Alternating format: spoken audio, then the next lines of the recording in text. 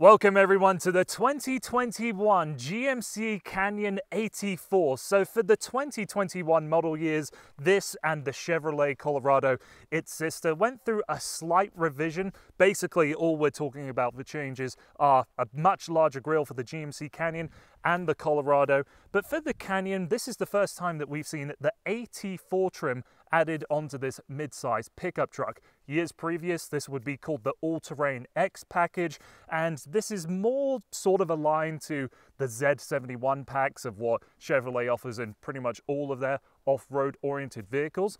So with this truck here today, I brought it into its natural habitat to get it as filthy as possible, test out its off-road capabilities.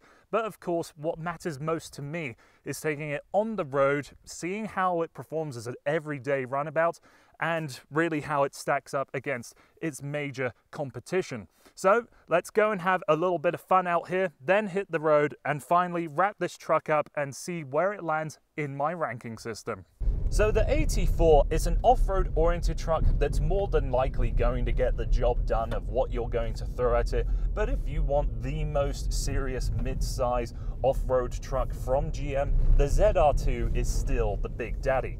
So with the AT4, what you're going to get in this trim level is a slightly different interior. We'll talk about that later on in the video. You have the red recovery hooks, 31-inch Goodyear Wrangler off-road oriented tires, a locking rear differential, hill descent control, a little bit of extra underbody protection, and what GM labels as off-road suspension, even though they don't really go into depth of what that off-road suspension means. But it is very noticeable here on some pretty rough roads out here in the wilderness, as it gets very bumpy for me here, that this is set up to be most comfortable in this environment. There are a few ways that you can change around the driving dynamics of the Canyon AT4. First of all is your drivetrain. You can go from a 2-wheel drive to a 4 high and 4 low. If you want to change the gears manually with the 8-speed transmission, you have to go into L mode and then use this little rocker switch on the side to select each gear. Outside of that, you've got a towing/haul mode, and that's kind of your lot. But as this AT4 is a little higher up in the Canyon range, what you're going to get for engine choices include a 2.8 litre turbocharged 4-cylinder diesel, or the engine that I have here, a 3.6 litre V6 that produces 306 horsepower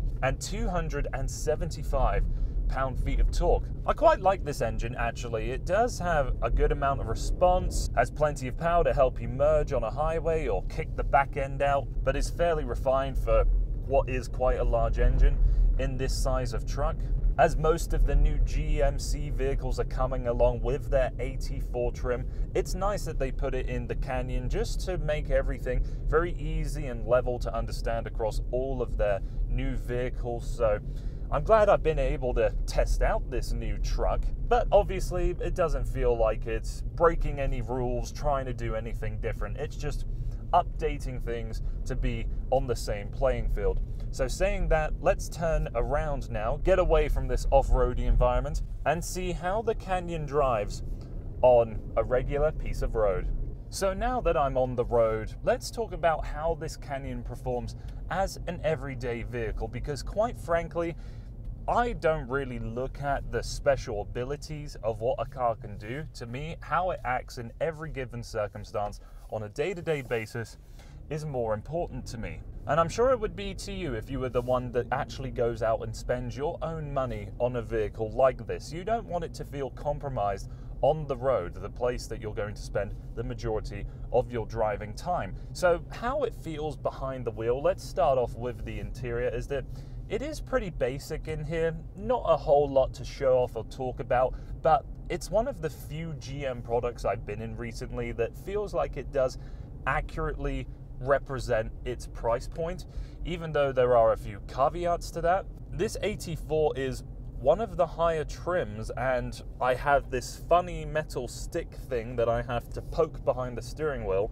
to start this car up. That's something that I very rarely come across these days. There's pretty much no active safety tech, no heated steering wheel. But this cabin to me does feel like it is very well made. The 8-inch touchscreen that I have in this model is pretty basic. Outside of the main system menu, you do have Apple CarPlay and Android Auto, but within the main menu, there's nothing really to do or play with. But Apple CarPlay and all that kind of stuff is all you really need these days. There are quite a few little pockets and storage spaces that you can put things, but you're going to want to hope that those things are small. Even the place that you would put a tall water bottle, mine don't fit. You're going to need something smaller to go in there, and all of these tiny little pockets are probably best for coins or your wallet.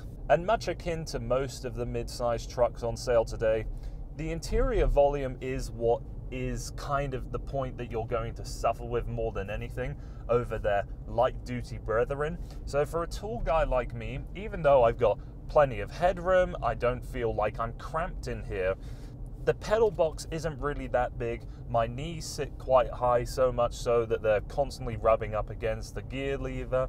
And in the back seats, I really struggle to sit behind myself, but it is nice that in this model you can fold the seats flat, lift the seats up, have some hidden storage underneath there if you choose to. I like that there has been a little bit of extra special effort put into the AT4's interior with the interesting seat design, trying to make it seem like this fabric is carbon fiber influenced and the stitched AT4 onto the headrests. I have found these seats to be a little bit hard in comparison to most other vehicles that I've tested out recently, but nothing that's uncomfortable. So for the retailing price of this truck, I'm not terribly disappointed. Some of the features that I mentioned I don't really need, maybe except for a heated steering wheel. But for the product that you're paying for, in here, I don't think you could really ask for much more anyways. Now, in terms of on-road driving dynamics, it's fairly obvious that the vehicle you're driving does have off-road oriented suspension because there is a lot of roll in the corners. Pretty much any corner you take at any speed, if this window was down, I feel like I could be ejected out of the vehicle. But the steering to me is quite accurate and the weighting of it is perfect. Visibility in every direction is fantastic. And I'd argue that this is one of the quieter mid-sized trucks that I've driven on the highway. With that suspension being a bit roly-poly in the corners, on highways or any constant speed on the road, it has, quite obviously, a rather soft ride, so it feels cushiony, quite relaxed. A work of genius, honestly. Here's some on-throttle acceleration, and it's shifting gears now. That kind of clean-cut, uninterrupted shift points, you'd expect those kind of things out of a luxury car. So that's my on-road thoughts, and that wraps up everything that I have to say about this truck. So let's now park back up and finish up my thoughts towards it. So that's all of my thoughts towards the 2021 GMC Canyon. Even though this vehicle, I think, well represents the price point of what it's going for, much unlike any of the other GM products I've tested recently, I'm still not totally convinced with this vehicle, but I have quite a bit of a downer towards most of the mid-sized trucks on sale today. To me, it just seems like none of the manufacturers are giving them the full effort, the full engineering attention that they should compared to their full-size pickup trucks, because of course, that's where all the money is. But comparing this AT4 to so many other mid-sized trucks I've driven recently, I'll say that this is a truck that you should consider owning. It has great advantages out here in the wilderness. It's actually quite nice to drive, but given the interior quality, the overall space, it's just a bit far behind in my opinion. So that's been everything from me. Thank you so much for taking the time to watching this video. Please like the video if you liked it and share it if you think other people will like it too. Hope to see you again on the channel soon.